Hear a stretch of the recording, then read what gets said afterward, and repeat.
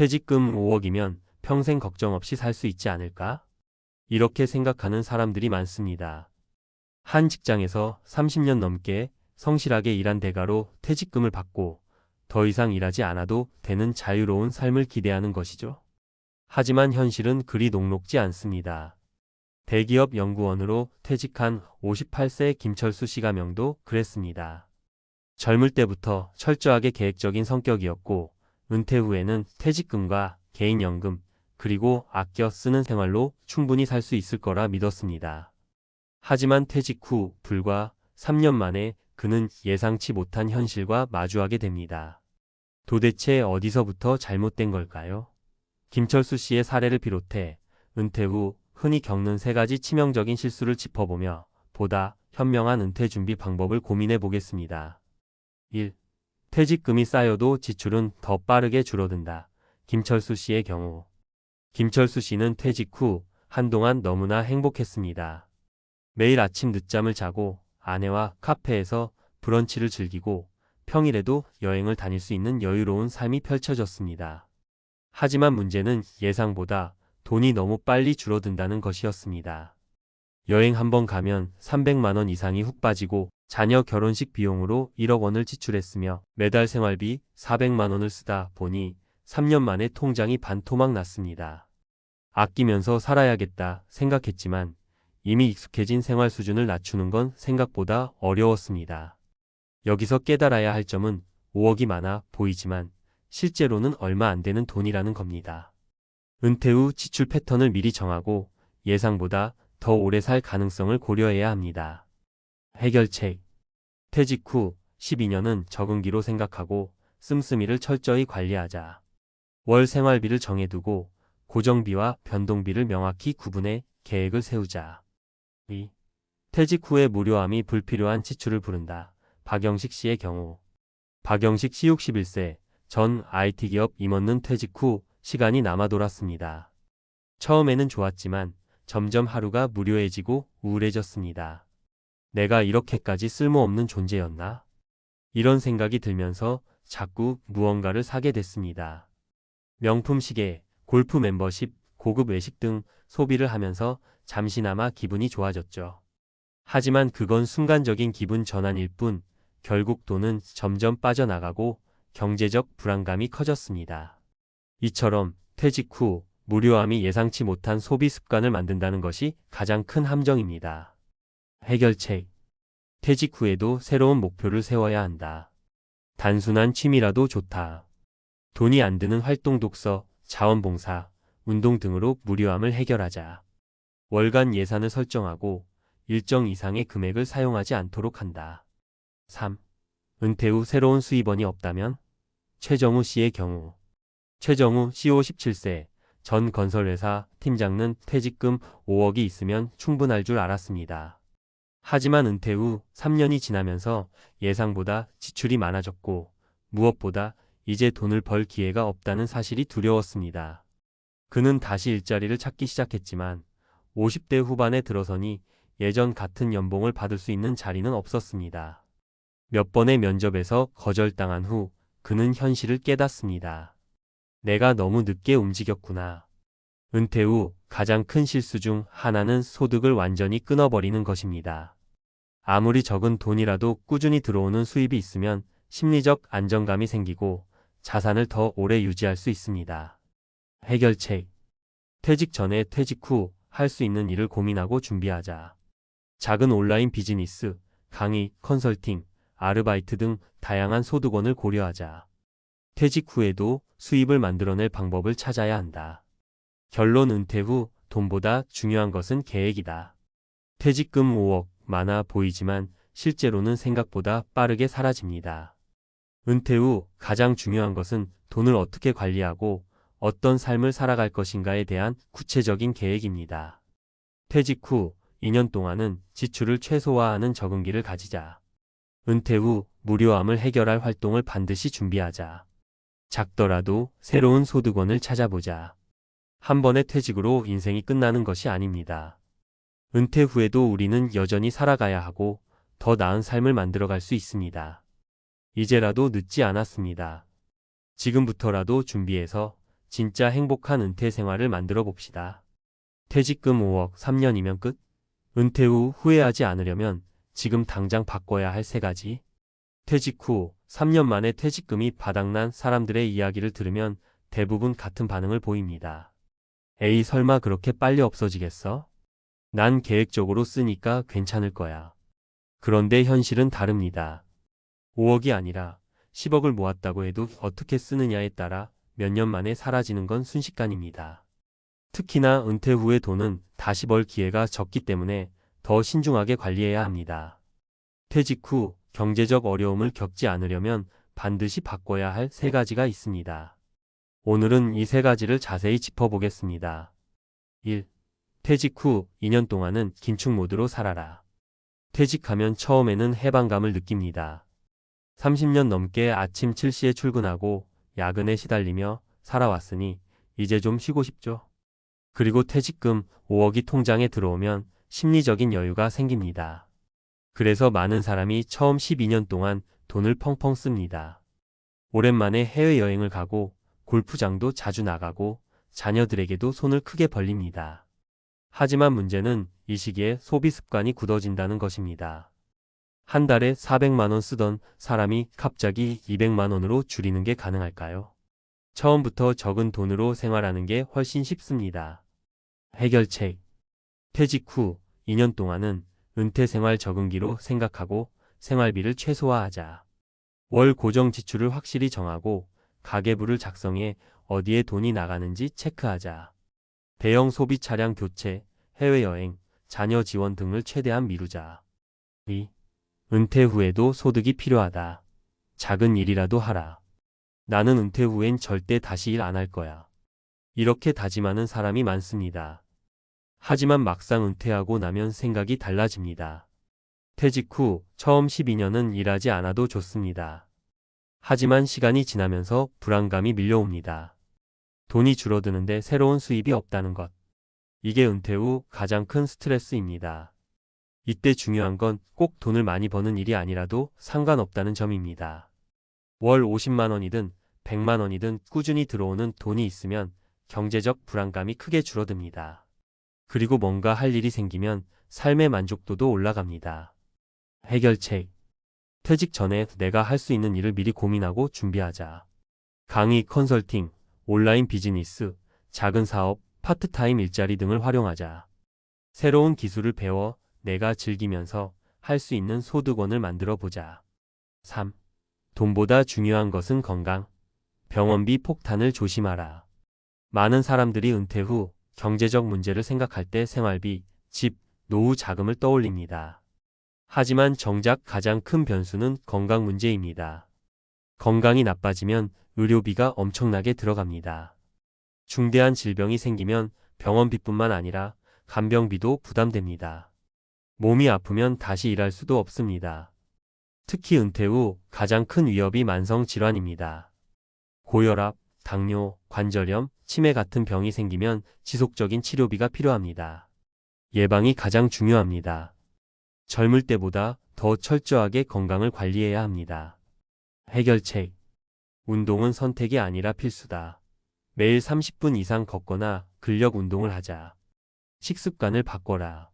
가공식품 줄이고 채소와 단백질 중심으로 식단을 구성하자. 건강검진은 매년 필수. 조기에 발견하면 치료비를 크게 줄일 수 있다. 결론. 은퇴 후 3년을 어떻게 보내느냐가 인생을 결정한다. 많은 사람들이 퇴직 후 3년 만에 재정적 어려움을 겪습니다. 하지만 그 3년 동안 어떻게 생활하느냐에 따라 노후가 달라집니다. 첫 2년은 긴축 모드로 생활하자. 작은 소득이라도 만들어야 경제적 불안에서 벗어날 수 있다. 건강을 최우선으로 관리해야 병원비 폭탄을 막을 수 있다. 은퇴 후에도 인생은 계속됩니다. 지금 준비하면 걱정 없는 노후를 보낼 수 있습니다.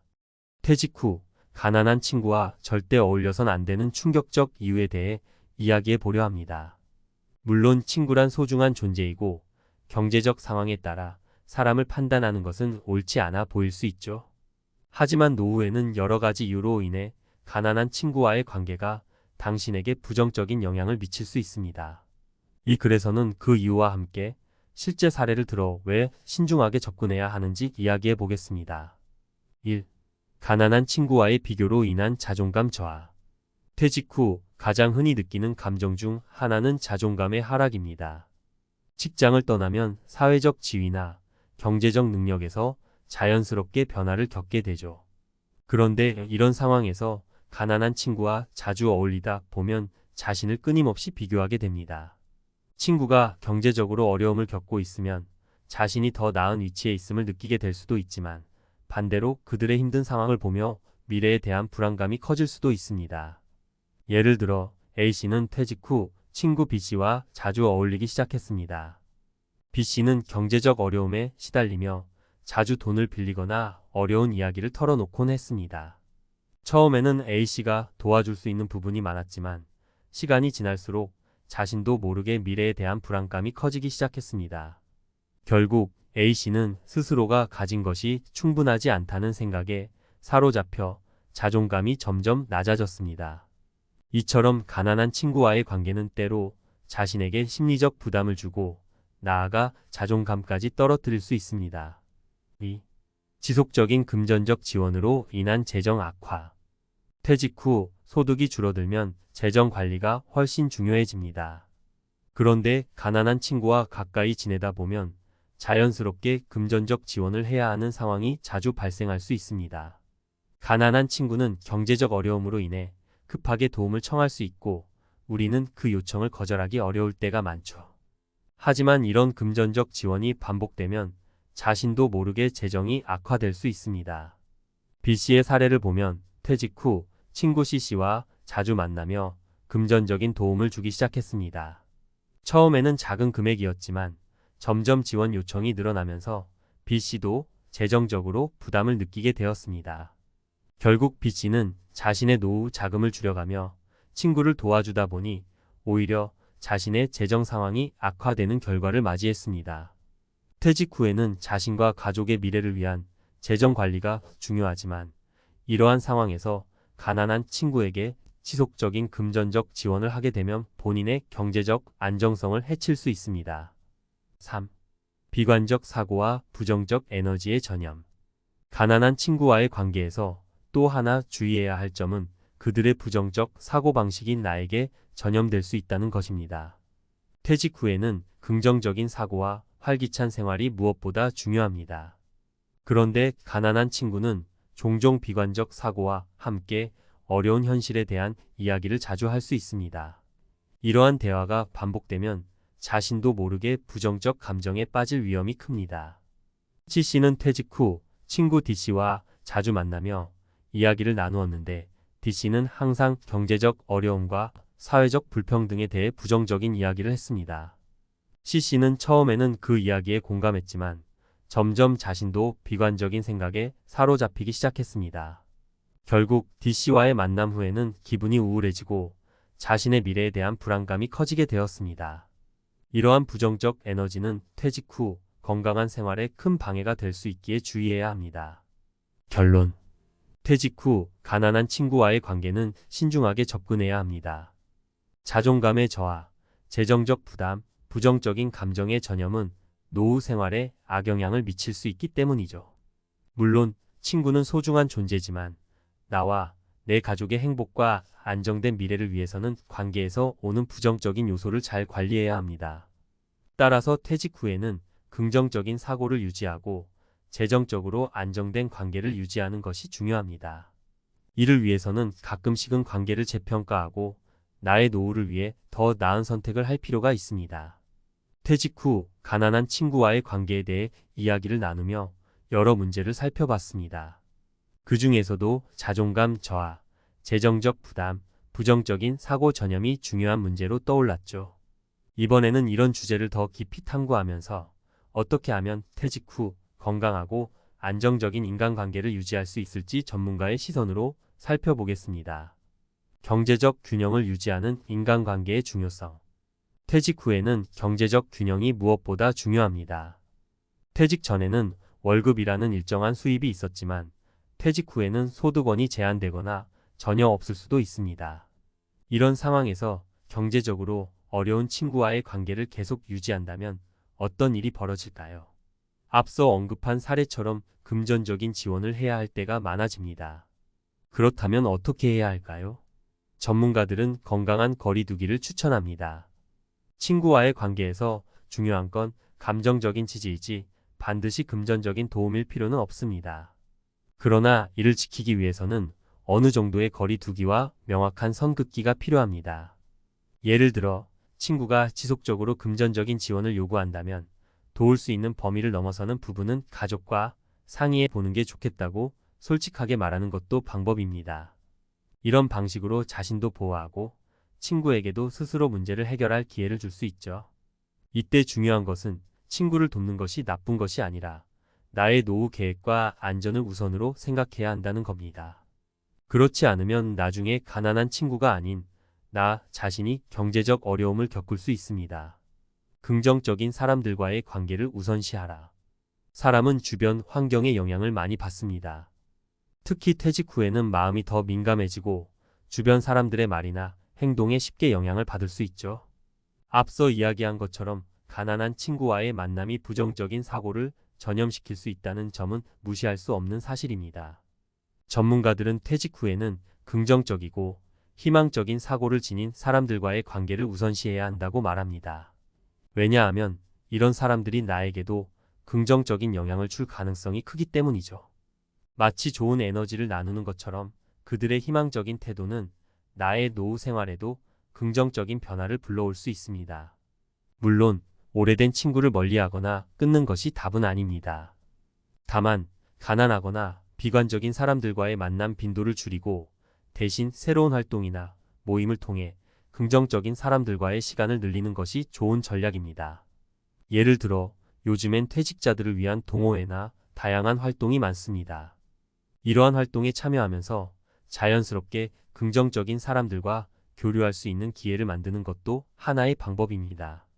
인간관계는 균형이 중요하다. 인간관계는 경제적 문제뿐만 아니라 정서적인 부분에서도 큰 영향을 미칩니다. 퇴직 후에는 감정적으로 안정된 상태를 유지하는 것이 중요한데 이는 인간관계에서도 마찬가지입니다. 가난한 친구와의 관계가 오히려 나에게 부정적인 감정을 불러일으키고 있다면 과감하게 그 관계를 재정비할 필요가 있습니다. 전문가들은 퇴직 후 인간관계에서 가장 중요한 원칙은 균형이라고 말합니다. 친구와의 관계에서 어느 한쪽으로 치우치지 않도록 나의 감정 상태와 친구의 상태를 객관적으로 보아야 한다는 것입니다. 만약 한 친구와의 관계가 지나치게 나의 정서적 에너지를 소모하게 만들거나 경제적 부담을 가중시킨다면 그 관계는 반드시 조정이 필요합니다. 사례를 하나 더 들어볼까요? 이 씨는 퇴직 후 가까운 친구와 거의 매일 만나며 많은 이야기를 나눴습니다. 그런데 친구는 계속해서 자신의 어려운 상황만을 이야기하며 이 씨에게 불만과 불안감을 털어놓았습니다. 이 씨도 처음에는 그 친구를 위로하고 지지해 주었지만 시간이 지날수록 자신의 에너지가 소모되는 것을 느꼈습니다. 결국 이 씨는 관계에 대한 부담을 느끼게 되었고 그 친구와의 만남을 줄이기로 결정했습니다. 그 이후로 이 씨는 다른 사람들과도 만나고 더 다양한 활동에 참여하면서 오히려 긍정적인 변화를 경험하게 되었죠. 이처럼 관계의 균형을 유지하려는 노력은 퇴직 후 더욱 중요해집니다. 가난한 친구와의 관계가 나에게 지나치게 부담이 되거나 불편함을 주는 관계라면 그 관계를 과감하게 재평가하고 필요한 조정을 해야 합니다. 결론 퇴직 후 인간관계, 건강한 거리 두기와 새로운 만남. 퇴직 후 가난한 친구와의 관계에 대해 이야기하면서 결국 중요한 것은 균형과 거리 두기라는 결론에 이르게 됩니다. 노후에는 나의 행복과 안정이 가장 중요합니다. 가난한 친구와의 관계가 나의 자존감을 낮추고 재정적 부담을 주며 부정적인 에너지를 전염시킨다면 그 관계를 다시 생각해 보는 것이 좋습니다. 하지만 이는 그 친구를 멀리하거나 차갑게 대하라는 의미는 아닙니다. 감정적으로 지지하면서도 나의 경제적, 정서적 안전을 우선시하는 건강한 거리 두기를 실천하는 것이 핵심입니다. 이를 통해 나 자신을 보호하고 친구와의 관계도 더 건강하게 유지할 수 있을 것입니다. 또한 퇴직 후에는 새로운 만남을 통해 긍정적인 사람들과 더 많은 시간을 보내는 것이 필요합니다. 새로운 활동과 모임을 통해 긍정적인 에너지를 나누고 자신에게도 긍정적인 영향을 주는 사람들과의 관계를 우선시하는 것이 노후의 삶을 더욱 풍요롭게 만들 것입니다. 결국 퇴직 후 인간관계는 나의 선택에 달려 있습니다. 가난한 친구와의 관계가 나에게 미치는 영향에 대해 충분히 고려하고 필요한 경우 과감하게 조정하는 것이 노후 생활의 안정과 행복을 위한 첫걸음이 될 것입니다. 은퇴 준비 정말 생각보다 복잡하죠? 여러분, 57세라고 하면 보통 직장에서 한창 일할 나이라고 생각하실 수도 있지만 최근에는 정년이 점점 짧아지고 일터에서의 경쟁도 치열해지면서 조기 퇴직을 고민하시는 분들이 많아졌어요. 아마 이 글을 보시는 분들 중에도 은퇴 이후 내가 뭘 할 수 있을까 하는 고민을 해보신 분들이 적지 않을 거예요. 그도 그럴 것이 회사라는 울타리를 벗어나는 순간 막연한 불안감이 스멀스멀 올라오죠. 특히 50대 후반, 60대 초반에 퇴직하면 사회 경험도 많고 일하는 방식을 잘 알지만 문제는 우리 몸과 에너지가 예전 같지 않다는 데 있어요. 20대나 30대의 열정으로 무작정 뛰어들기가 쉽지 않잖아요. 게다가 퇴직금으로 당분간은 살아갈 수 있겠지라고 생각해도 막상 소비 패턴은 은퇴 전과 크게 달라지지 않을 가능성이 높아요. 월세, 생활비, 자녀 교육비, 병원비. 은퇴를 앞둔 혹은 퇴직한 분들이라면 누구나 한 번쯤은 이런저런 비용을 계산해보며 마음이 답답해지셨을 거예요. 그래서 오늘은 57세에 퇴직한 분도 성공적으로 제2의 인생을 살고 있다는 스토리를 통해 은퇴 후 삶을 조금 더 풍족하게 만들어줄 자격증과 그 활용법을 이야기해 드리려고 해요. 주위 분들이나 실제 사례들을 보면 오히려 퇴직 이후에 소득이 크게 뛰지는 않아도 안정적으로 250만, 300만 원 정도의 수입을 만들며 삶의 만족도를 높이고 계신 분들이 꽤 많습니다. 이야기를 들어보면 대부분 미리 준비했거나 퇴직 후 재빠르게 대처했다는 공통점이 있더라고요. 그래서 제가 오늘 소개해드릴 3가지 사례도 은퇴 후 삶을 완전히 새롭게 설계한 분들의 실제 스토리입니다. 어떤 자격증을 어떻게 활용했는지 구체적으로 한번 살펴보시죠. 1. 57세 퇴직 후 전기기능사로 매달 300만 원 버는 김 대표님 이야기. 첫 번째 사례는 부산에서 살고 계신 김 대표님의 스토리예요. 57세에 다니던 조선소가 갑작스럽게 문을 닫으면서 퇴직을 하게 되셨대요. 한창 사회에서 활동하고 싶은 나이에 일이 뚝 끊기니까 정말 막막했다고 하시더라고요. 그런데 김 대표님께서는 그동안 현장에서 쌓아온 기술이 있으셨던 분이라 기술이면 어디서든 통하지 않을까 하는 생각에 바로 전기기능사 자격증 취득을 준비하셨대요. 요즘에는 건물 관리나 시설 관리 분야에서 전기 안전 관련 인력이 꼭 필요하거든요. 시험 공부하는 데는 조금 애를 먹었지만 기본적으로 기계나 설비 쪽에 관심이 많으셨던 터라 공부 과정도 꽤 재미있게 하셨다고 합니다. 전기기능사 자격증을 딴 후에는 작은 업체와 계약을 맺고 일주일에 34일 정도만 출근하면서 월 300만 원 정도의 수입을 꾸준히 만들어내고 계세요. 김 대표님 말씀이 현장 기술은 나이가 들어도 쓸 수 있다는 게 참 장점이다 라고 하시더라고요. 체력적으로 아주 힘든 일이 아니라면 경험을 살려 꾸준히 일할 수 있으니까요. 여러분도 혹시 손기술이나 기술직에 관심이 있으시다면 이런 자격증을 통해 안정적인 월급 통장을 만들어 보시는 것도 좋을 것 같아요. 이 은퇴 후 여유 있게 부동산 중개사로 제2의 인생 연 정영수 씨. 두 번째로 소개해드릴 분은 60세에 회사 생활을 그만둔 정영수 씨입니다. 정 씨는 원래 부동산 투자에 관심이 많았지만 워낙 바쁜 직장인이었던 터라 실무적으로 깊게 파고들 기회가 없었대요. 그러다 은퇴를 하고 나니 이참에 내가 좋아하는 일을 해야지라는 생각으로 바로 공인중개사 시험에 도전하셨습니다. 솔직히 공인중개사 시험은 만만치 않아요. 암기할 것도 많고 실무적인 내용이 꽤 어렵거든요. 정영수 씨도 첫 해에는 고배를 마셨지만 두 번째 도전에서 합격에 성공했다고 합니다. 합격 후에는 부동산 중개업소에서 조금 실무 경험을 쌓고 그 다음에 직접 사무소를 차리셨어요. 월세를 부담하긴 했지만 나름 내가 하고 싶은 일을 하면서도 얻을 수 있는 수익은 수익대로 챙길 수 있으니까 힘이 난다고 하시더라고요. 그렇게 1년 정도 꾸준히 활동한 결과 이제는 매달 200만 원에서 300만 원 정도는 안정적으로 가져가고 있다고 해요. 완전 대박은 아니지만 이 정도면 고정비 빼고도 생활비에 여유가 생기니 만족스럽다고 말씀하시는데 표정을 보니 정말 행복해 보이시더라고요. 은퇴 후에 내가 관심 있던 분야가 있다면 그걸 자격증으로 연결해 보는 것도 정말 좋은 방법인 것 같아요.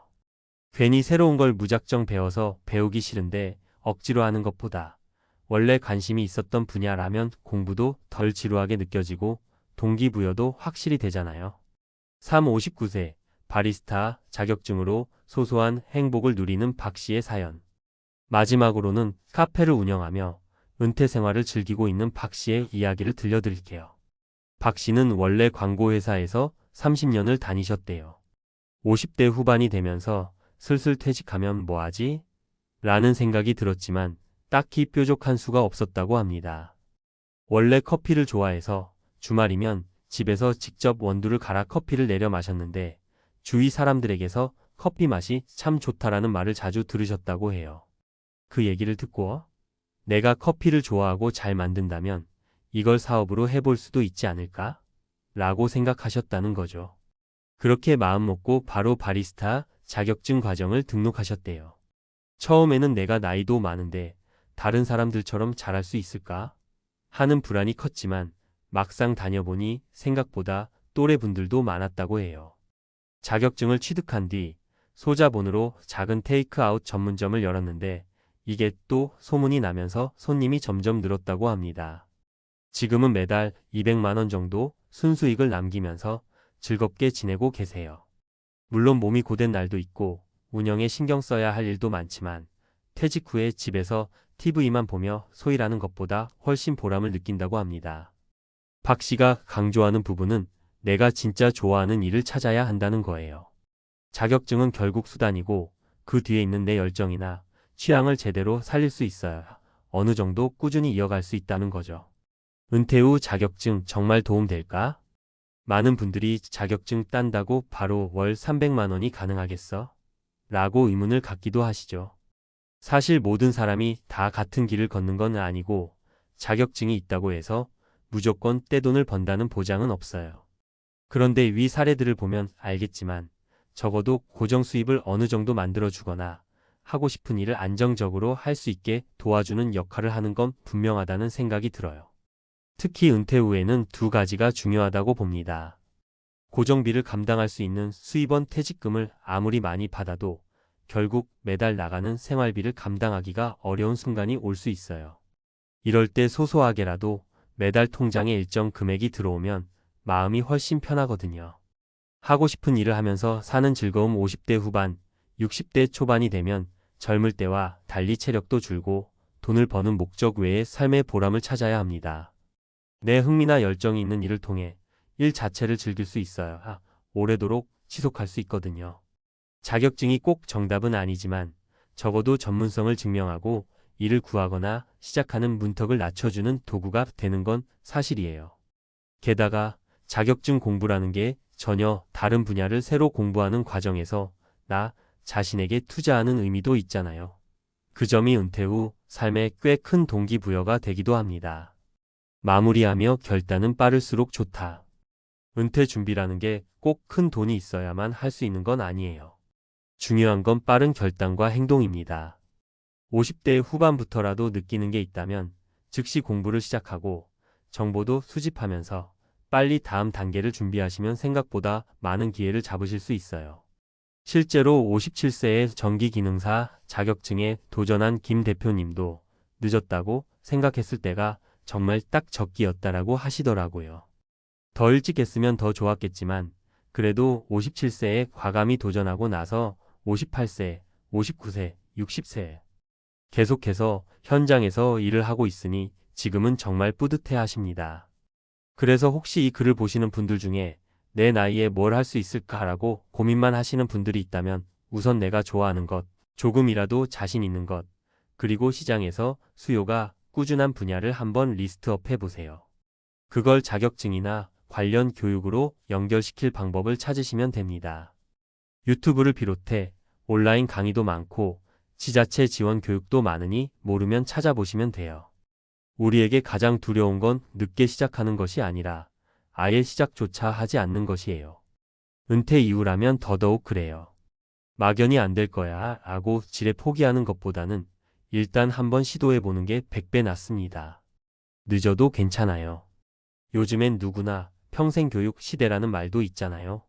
70대, 80대에도 새로운 공부를 하는 세상이니 너무 겁먹지 않으셨으면 좋겠어요.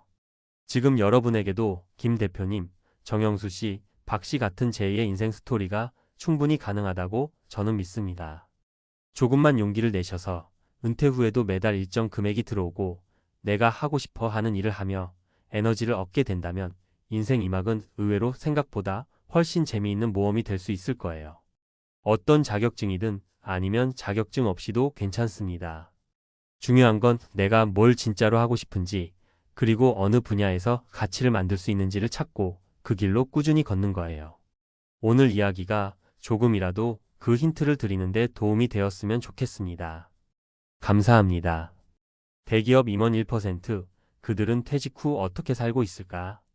여러분 혹시 주변에서 나는 이제 퇴직하면 뭐하고 살아야 하지? 라는 고민을 토로하는 분들을 본 적이 있나요? 생각보다 많은 분들이 정년 혹은 명예퇴직 혹은 자발적 퇴사를 앞두고 이런 고민을 합니다. 그 중에서도 소위 1%라고 불리는 대기업 임원들은 또 어떨까요? 평생을 직장에 바쳐 승진에 승진을 거듭했고 세간의 부러움을 사는 높은 연봉에 고급 승용차, 널찍한 오피스와 비서진, 그리고 사회적 명성까지 누렸던 분들입니다. 그런데 화려했던 직함도 어느 날을 기점으로 끝이 납니다.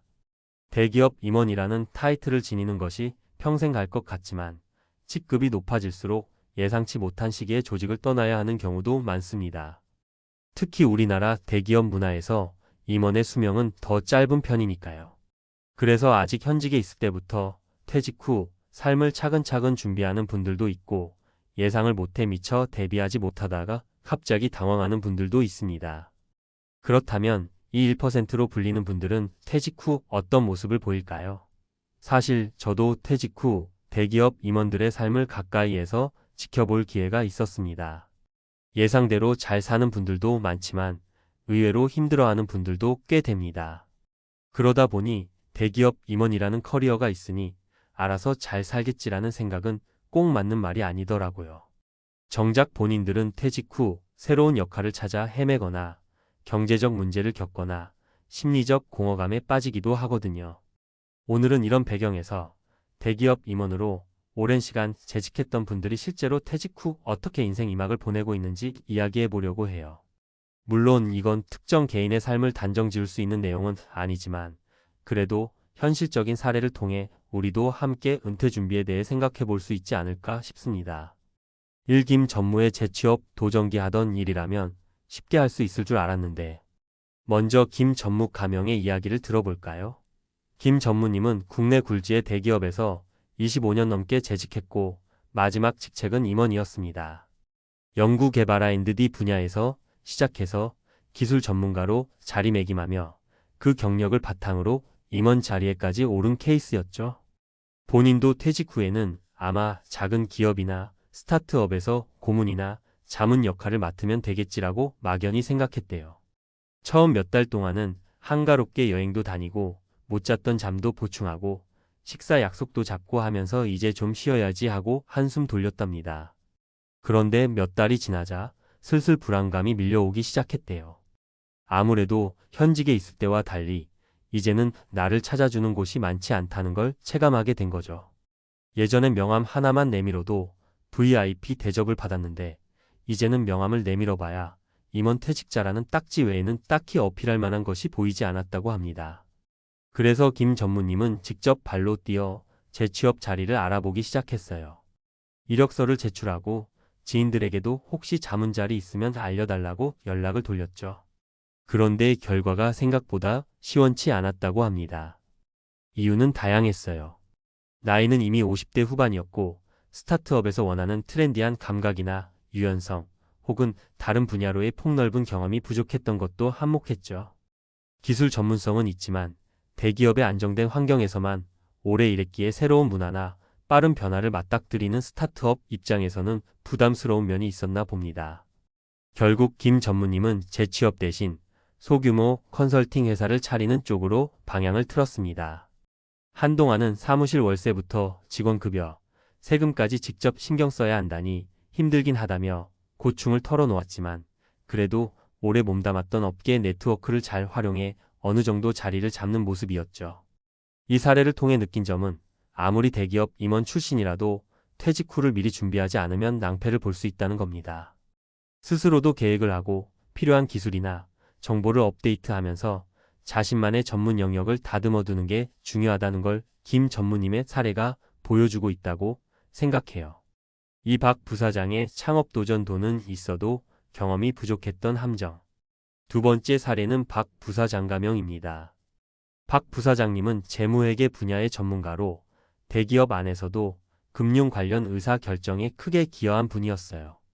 본인이 맡은 프로젝트마다 좋은 성과를 내었고 조직에서 인정을 받아 임원까지 승진했으니 사회적으로도 상당히 성공한 경력을 인정받아 왔습니다. 그런데 문제는 역시나 예고 없이 다가온 조직 개편이었죠.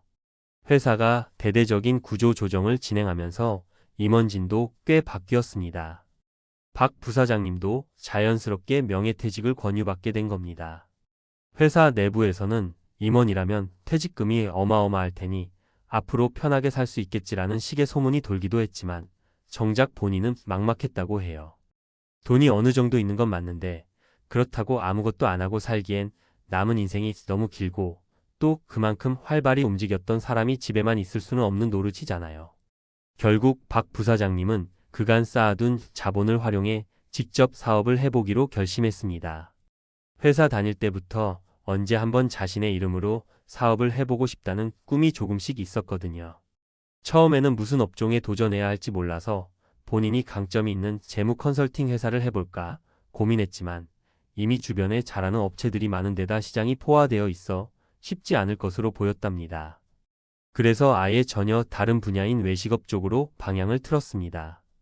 외식업, 누구나 손님만 잘 모으면 되지 않겠느냐고 생각했지만 현실은 달랐습니다. 맛집을 찾아가고 메뉴를 기획하고 가게를 인테리어하는 것까지는 재미있었지만 실제로 운영에 들어가 보니 계곡 관리부터 직원 관리, 마케팅까지 모든 과정이 쉽지 않았다고 해요. 야간이나 주말에도 신경 써야 하니까 오히려 회사를 다니던 시절보다 더 바쁘고 스트레스가 심했다는 겁니다. 게다가 임원 시절처럼 시키는 대로만 하면 되는 직원들이 있는 것도 아니고 갑이 아니라 직접 의리되어 식자재 공급 업체나 건물주와 협상해야 하는 상황이 되니 여러모로 낯선 환경이었습니다. 결국 박 부사장님은 1년여 만에 외식업에서 손을 떼고 다시 본인이 잘하는 금융재무 분야 컨설팅을 소규모로 시작했습니다. 본인 이름값도 있고 업계 네트워크를 바탕으로 꾸준한 의뢰가 들어오니 이제는 비교적 안정적인 수익을 올리고 있다고 합니다. 이 사례가 보여주는 건 퇴직 후에는 내가 실제로 잘할 수 있는 분야인지 다시 한번 철저하게 따져봐야 한다는 점이에요. 자본이 좀 있다고 무턱대고 뛰어드는 창업은 실패 확률이 높을 수밖에 없죠. 임원이라도 창업이 결코 쉽지 않다는 걸 박 부사장님이 몸소 보여주셨습니다. 3위 상무의 마음 건강 우선 전략 화려한 명함 뒤엔 공허함이 있다. 마지막으로 소개할 분은 이 상무 가명입니다. 이 상무님은 대기업에서 인사 HR 쪽으로 오랫동안 몸담았던 분이에요. 임원이 된 뒤로도 회사의 인력 재배치, 조직 문화 개선 등에 적극적으로 참여하면서 회사 안팎으로 존경받는 리더로 통했습니다. 특히 말솜씨가 좋아서 사내외 강연 요청도 꽤 들어왔고요. 그렇게 승승장구하던 이 상무님이었지만 막상 정년이 다가오자 마음속에 알 수 없는 불안감이 싹 텄다고 해요. 나는 뭘로 살아왔지? 회사 이름 빼고 나면 내게 남는 게 뭘까? 내가 사람들 앞에서 연설하고 결정 내리고 가치를 인정받았던 이유가 결국은 회사 간판 덕분 아니었을까? 이런 자괴감이 들었다고 합니다. 정년퇴직 후에는 경제적으로는 큰 문제가 없었지만 정신적으로 꽤 힘들어했다고 해요. 과거에는 아침에 눈을 뜨면 오늘 회의를 어떻게 이끌어가야 하지? 직원들의 불만 사항을 어떻게 해결해야 하지? 이런 생각으로 가득 찼지만 퇴직하고 나니 한순간에 그 고민거리가 사라져서 오히려 허탈했던 거죠. 주변에서는 어휴, 이제는 편안하게 쉬면서 여행도 다니고 골프도 즐기고 손주들하고 놀면 되겠네라고들 했지만 정작 본인은 정체성 혼란에 빠졌다고 합니다. 이 상무님이 찾은 해답은 바로 나의 마음 건강 돌보기였습니다. 이전에는 성과와 실적만 중요하다고 여기며 정신적 스트레스를 모두 억누르다시피 했는데 이제는 자신을 되돌아보는 시간을 갖겠다고 결심한 겁니다. 덕분에 퇴직 후 명상센터를 찾아간다든지 평소 관심 있었던 심리학 강의를 듣는다든지 신체 단련 겸 요가도 시작했고요. 이제야 내 마음을 돌보는 법을 배웠다고 할 정도였어요. 또 인사 분야에서 쌓은 경험과 커뮤니케이션 역량을 살려 퇴직 임원이나 중장년층을 대상으로 강연도 하게 됐습니다. 직장에서의 성취감만으로 살았던 사람도 언젠가는 그 인정의 무대에서 내려와야 한다는 주제를 진솔하게 전하니 공감하는 분들이 많더라고요.